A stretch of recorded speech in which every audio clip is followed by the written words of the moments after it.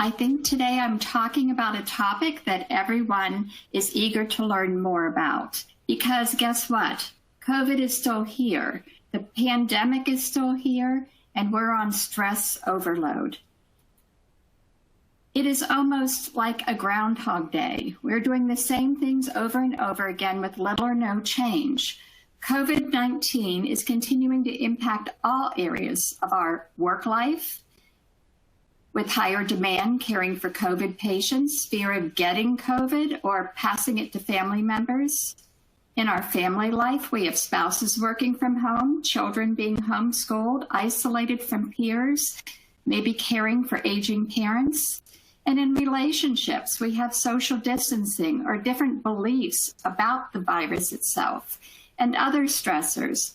In our social life, we also lack the connection with others, lack playtime and fun, no vacation time, feelings of isolation. So we also want to talk about that there's also impacts our activities of daily living, that those have changed and are the new norm.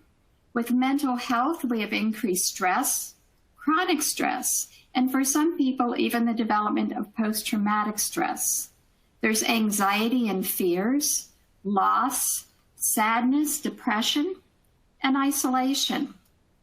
And with medical health, what we find is this ongoing chronic stressor exacerbates medical symptoms.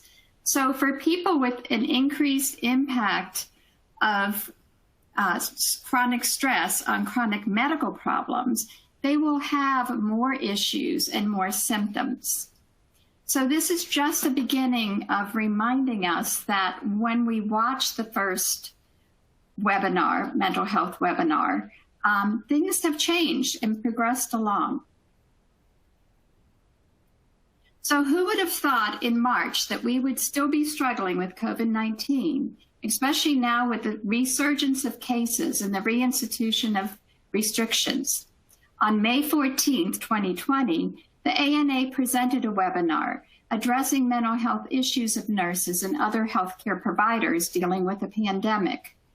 Lei et al. Conducted a survey on the mental health of 1,257 healthcare workers at 34 hospitals in China, finding that over 50% reported symptoms of depression, 45% anxiety, 34% insomnia, and over 51% reporting distress. Burks et al. In 2020 reviewed literature on the impact of quarantine, reviewing a history of past epidemics, including the SARS quarantine, which had a serious impact on mental health of healthcare workers, identifying acute stress disorder, depression, alcohol abuse, and years later, symptoms associated with post-traumatic stress.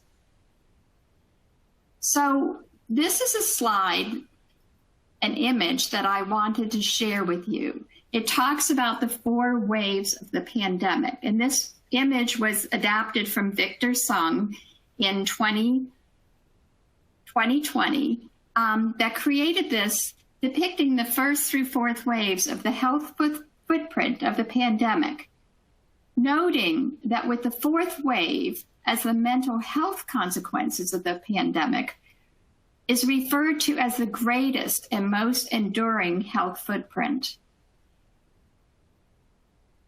In April 2020, the Angus Reid Institute found that 50% of Canadians felt their mental health worsened with high levels of anxiety and worry. And this data was from the McKinsey report. So I think it's important that we realize that even as we're surviving the different waves, we are going to have a lingering mental health consequence in the 4th wave. So what are nurses in the United States telling us? Well, data from nurses during the COVID-19 pandemic between March 20th and July 6th of this year, with nearly 11,000 nurses responding, shared their thoughts with us. This survey was sponsored by the American Nurses Foundation, Pulse on the Nation's Nurses. and also the COVID-19 services, and talked about mental health and wellness with a report out in August 2020. So what we find is that with one particular question, in the past 14 days, have you experienced any of the following? What I want you to understand is that over 50% reported feeling overwhelmed. 48% reported feeling anxious or unable to relax or irritable. Sadness was 40%, and on down the line. There were only 4 blue bars, which are the positive feelings that these people reflected and reported. In another question, in the past 14 days, have you experienced an increase in the following? People noted that they had a 60% in decrease in sleeping or sleeping too much, that they were overeating at 38%, 18% had difficulty with relationships, 18% had an increased use in alcohol, 12% poor appetite, and down the line.